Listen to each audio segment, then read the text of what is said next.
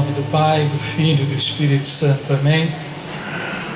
Reverendíssimo Padre Dimas, caríssimos senhores diáconos, meus irmãos e minhas irmãs, queremos agradecer com grande alegria ao convite do Padre Dimas para podermos participar com toda a paróquia desse dia tão solene na vida da Igreja. Uma data escolhida com grande sabedoria, exatamente 6 meses antes do nascimento de Jesus, para que pudéssemos celebrar o nascimento daquele que deveria ser o anunciador, o precursor, como nós cantamos ontem na procissão, o precursor do Salvador. Ele recebeu de nosso Senhor Jesus Cristo um elogio muito singular. Dos nascidos de mulher, ninguém foi maior que João Batista. E, no entanto, a sua vida foi cercada de uma grande simplicidade. E aqui, já no introito da missa, na apresentação da missa, nossa leitora nos dizia: Deus continua a história da salvação por meio de pessoas simples. Mas é preciso compreender bem o que quer dizer a palavra simples. É diferente de simplório. Simples é tudo aquilo que é objetivo, tudo aquilo que é claro, tudo aquilo que é suficiente. Nem há demais e nem falta. Às vezes as coisas simplórias são aquelas coisas que a gente chama mais ou menos ajeitadas, mais ou menos arrumadas. Não, ser simples não é ser alguém que falta alguma coisa, mas é ser alguém que tem o essencial na sua vida. E por isso ser simples não é uma questão de ser rico ou de ser pobre, de ser muito inteligente ou ter pouco conhecimento. O homem simples é aquele que busca diretamente a Deus, sem desculpas, desculpa a expressão, sem enrolação. E por isso é tão necessário meditar na vida de São João Batista, porque a vida dele serve de exemplo para a nossa vida, a começar pelo seu nascimento, pois ele foi preparado por Deus, preparado para anunciar o nome de Deus. Desde o primeiro instante da sua concepção, da sua existência, Deus o chamou pelo nome. Vai dizer, citando o livro de Isaías, o profeta: desde o ventre de minha mãe, Ele tinha na mente o meu nome. Fez de minha palavra uma espada afiada. Protegeu-me à sombra de sua mão. E eu perguntaria, meus irmãos, quem de nós não se encaixaria também nesse versículo? Desde o ventre da minha mãe, desde o primeiro instante em que Deus me deu a vida, Ele chamou-me pelo nome.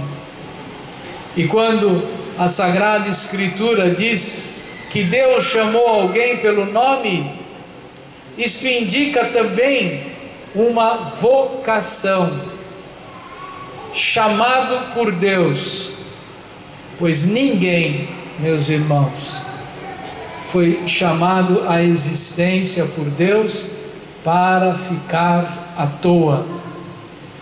Ninguém foi chamado por Deus à existência para ser inútil.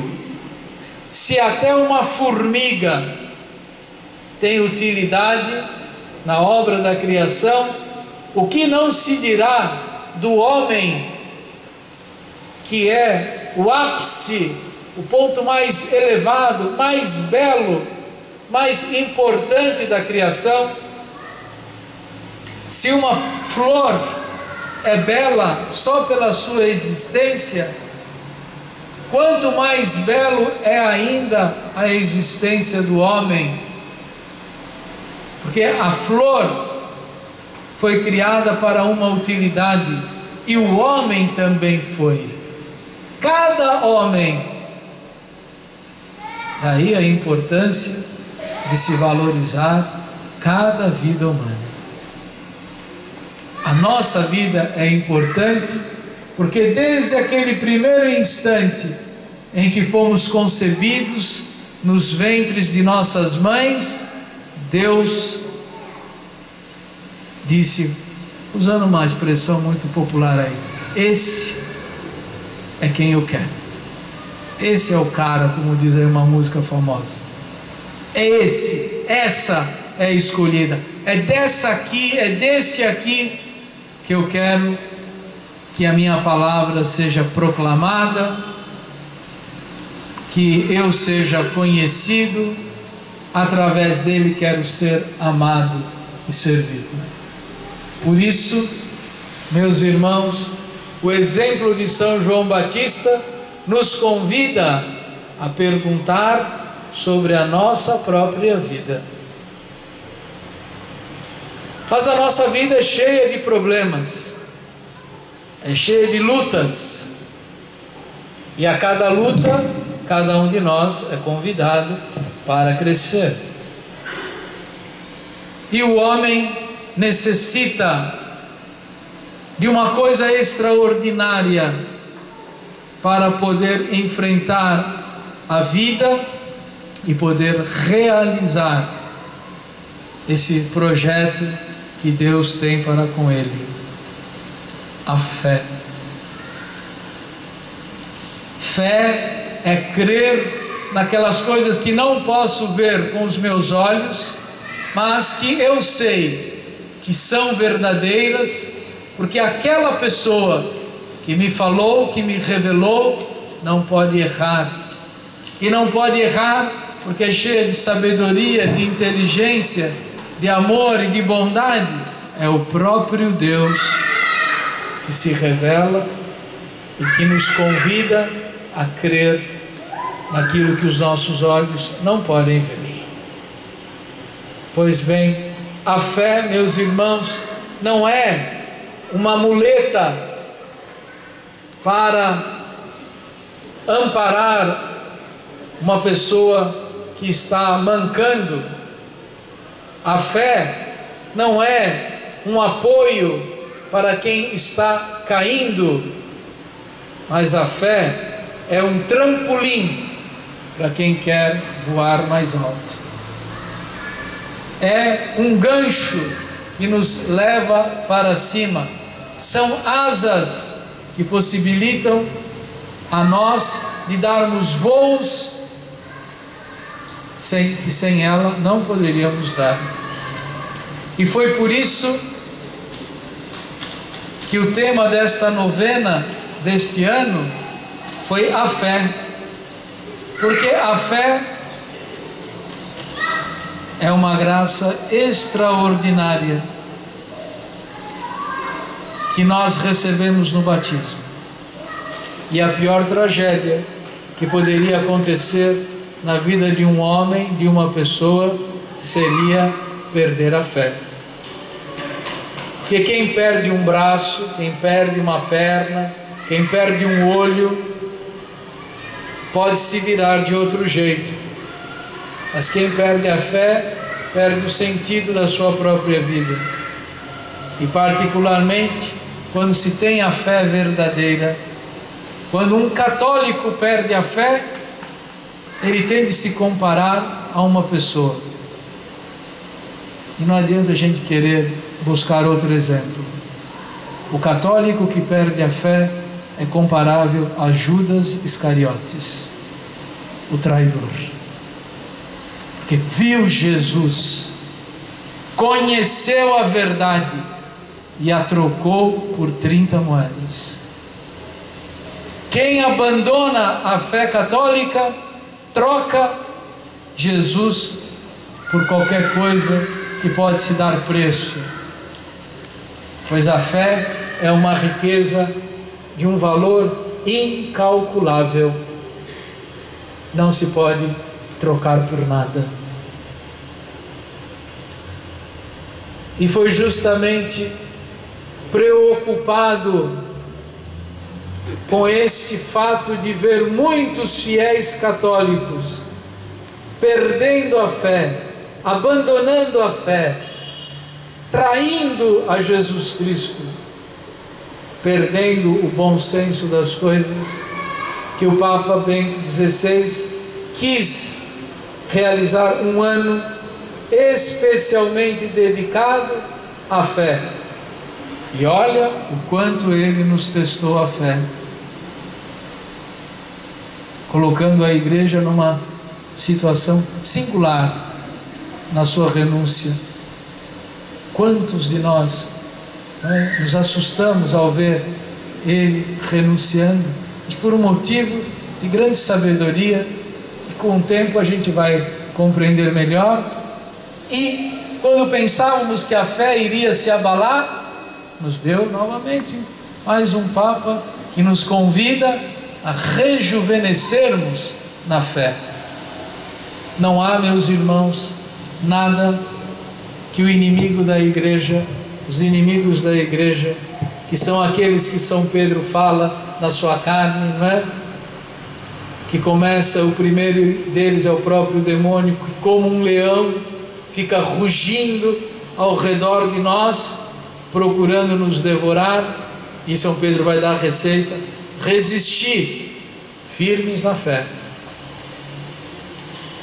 O Papa, como sucessor de Pedro, vendo este perigo, nos suplicou, nos convidou, insistiu, e agradecemos a Deus que na nossa paróquia, na nossa novena, nós quisemos efetivamente pôr em prática os conselhos do Papa, querendo renovar a nossa fé. No que devo crer? Como devo crer? Por que crer? E aí, ao longo de toda a novena, os bispos, sacerdotes, nos meditaram cada um dos artigos do credo, começando por crer. Eu creio em Deus, Pai Todo-Poderoso, que é o Criador do céu e da terra. Eu creio em Jesus Cristo, que nasceu da Virgem Maria, padeceu, foi crucificado, morreu, ressuscitou. Eu creio no Espírito Santo, que nos dá a vida, que nos santifica, que nos dá a igreja, e por isso eu creio na igreja una, santa, católica, apostólica. São os títulos de glória que só a Igreja Católica possui, porque ela sempre permaneceu unida com Cristo, forma um só corpo, os membros da igreja e a cabeça da igreja, que é Jesus Cristo. Uma só igreja formada pela autoridade do Papa e depois pelo conjunto dos bispos, dos sacerdotes e dos fiéis. Santa, porque ela nunca professou ou propagou uma doutrina contrária à moral, contrária aos mandamentos, contrária à vontade de Deus. Pelo contrário, defendeu muitas vezes a doutrina de Deus com o sangue dos mártires, com a inteligência dos grandes doutores da igreja, com a sabedoria dos santos. Tenha a igreja uma grande santidade. Se não encontra correspondência às vezes em nós, ainda que todos os dias nós batemos no peito na hora da missa, minha culpa, minha tão grande culpa, reconhecemos os nossos pecados, mas nunca encontramos uma vírgula na doutrina da igreja que nos convidasse a fazer algo de errado, algo de desonesto. Ela é católica porque ela pode abranger o mundo inteiro. Ela não é dividida por classe social, ela não tem divisão de raça, ela tem uma linguagem que é a linguagem de Cristo, que está acessível a todos os homens, em todas as línguas. A Bíblia pode ser traduzida em todas as línguas, e todas as línguas também são traduzidas as mensagens do Papa.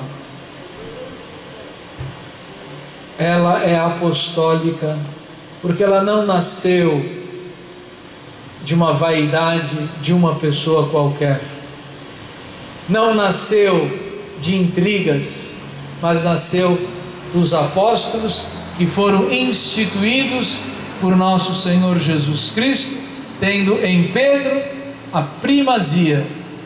Tu és Pedro, sobre esta pedra edificarei a minha igreja.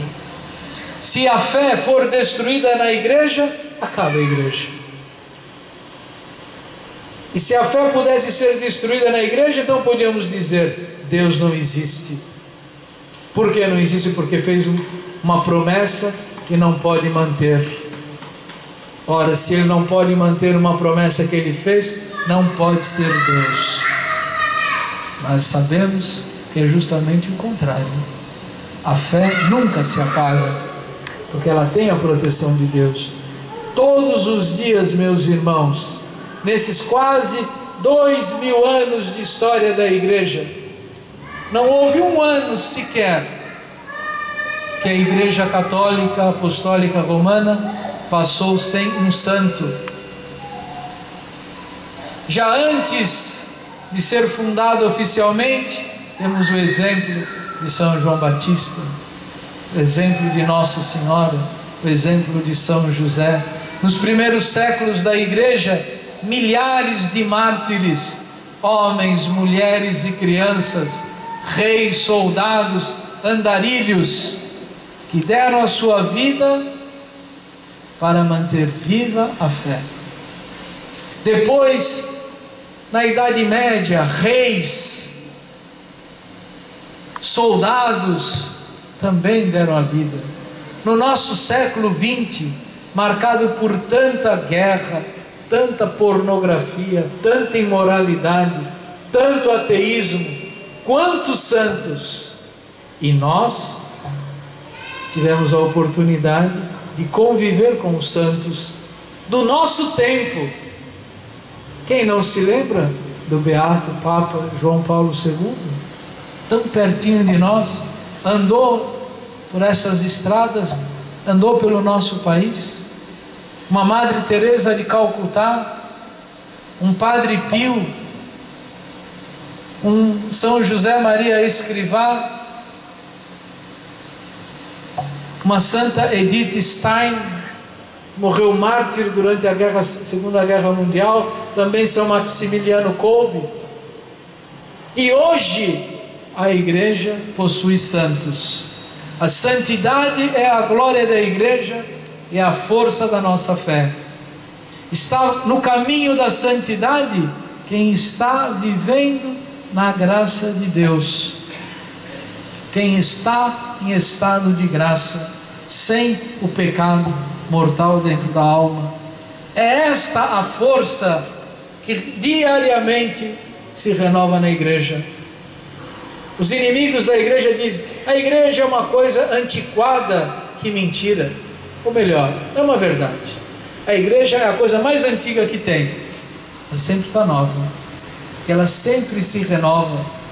As outras instituições vão envelhecendo, e quando elas se afastam da ordem natural das coisas, ou da ordem correta das coisas, elas desaparecem.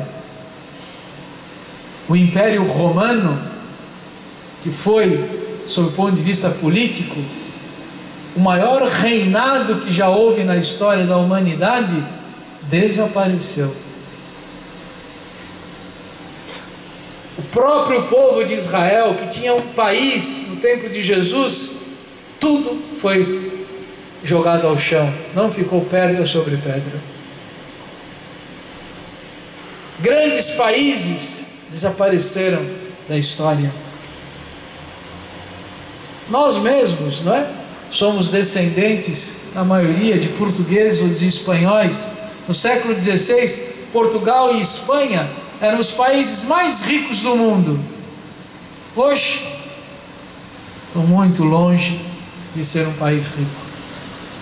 Então as nações podem desaparecer, mas a igreja não desaparecerá.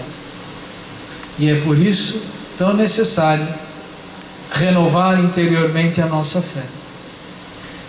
E a fé é muito atacada. Queria apenas assim deixar um foco de luz sobre isso.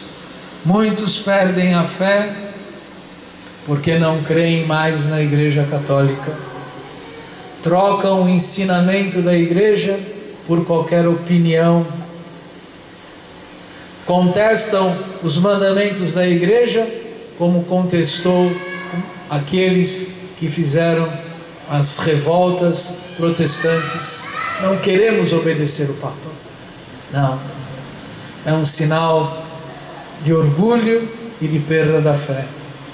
Outros perderam a fé porque colocaram a sua esperança apenas na força dos reis, dos governos, da política ou do próprio homem, querendo uma civilização não apoiada no exemplo de Jesus Cristo, mas numa religião, uma vida apoiada apenas no homem, o homem sem Cristo. Mas quando eu tenho um modelo perfeito de Cristo, qualquer outra cópia, qualquer outra coisa que se coloca do lado, fica ridículo. Que homem pode nos dar o melhor exemplo que Jesus Cristo? De virtude, de honestidade, de caráter, de bondade, de justiça. Mas muitos perderam a fé, colocando-se ou imitando exemplos que não eram cristãos. Outros perderam a fé diante das dificuldades da vida, rejeitando a existência do próprio Deus através do ateísmo, que ceifou milhões de homens no século XX e continua ceifando. E na nossa terra está aumentando o número daqueles homens que dizem: não creio em nada. Não creio em Deus, não creio na vida eterna. O desespero, a arrogância, o orgulho, o desprezo pelas leis de Deus fazem com que muitos percam a fé. Finalmente, outros estão perdendo a fé porque já não creem nem sequer na dignidade do homem, colocando o homem não mais, nem conseguindo mais enxergar Deus, o homem, como imagem e semelhança de Deus, mas enxergando o homem apenas como um destruidor, o pior elemento que existe na natureza, e dando mais valor à vida de um cachorro, de um gato ou de um rato do que a vida do homem. Se você matar um jacaré lá em Mato Grosso, estou dizendo para ninguém matar jacaré, estou dando como exemplo, mas se você mata um jacaré no Mato Grosso, você é preso e não adianta pagar fiança, quer dizer, pagar para responder o processo fora, tem que pagar preso. Mas se você fizer um aborto no Brasil, mesmo contrário à lei, você paga a fiança e vai para casa. Ora, quando se tem no nosso país e no mundo inteiro leis assim, a gente pode dizer: Essas leis existem porque o homem perdeu a fé no próprio homem.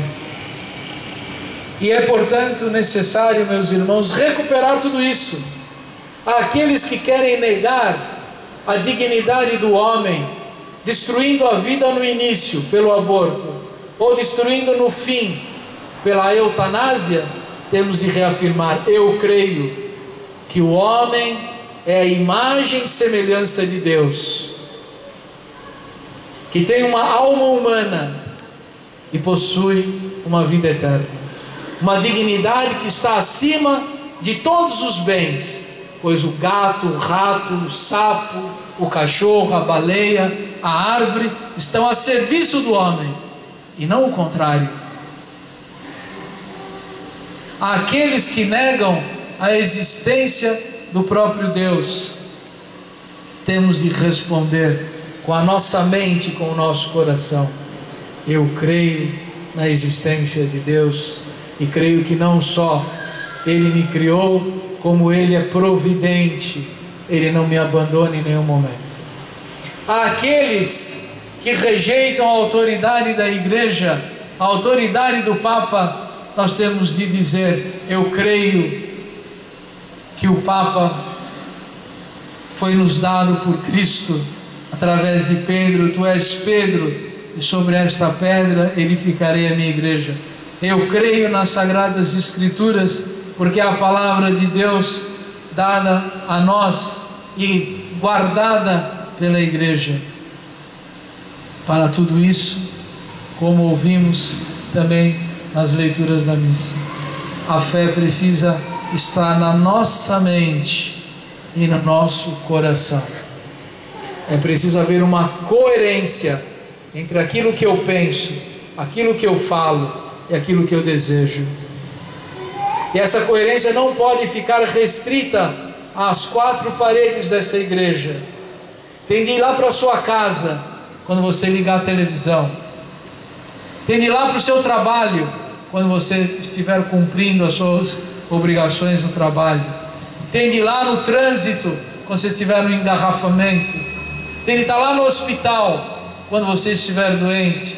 Tem de estar lá no cemitério quando você tiver de ir ao cemitério sepultar um familiar, ou quando você estiver próximo de morrer. Se a fé não for coerente em nós, em algum desses momentos ela foge de nós. É aquele que diz: eu sou católico, mas sou a favor do aborto. Eu sou católico, mas o que tem fazer eutanásia? Eu sou católico, mas o divórcio, coitadinho deles. Pensa numa coisa e age de outra maneira. Nós não podemos viver assim. Peçamos a intercessão do grande São João Batista, um homem simples, que dizia sim e dizia não. O que é de Deus é de Deus. Endireitai os caminhos, era o que ele pregava. Não é? O caminho de Deus não é torto, o caminho de Deus é reto. Endireitemos os caminhos da fé na nossa vida. Peçamos a intercessão dele. Peçamos a Nossa Senhora Aparecida que guarde a nossa pátria, que não nos deixe perder essa graça tão grandiosa que tem a nossa pátria, que é a graça da fé. Em nome do Pai, do Filho e do Espírito Santo.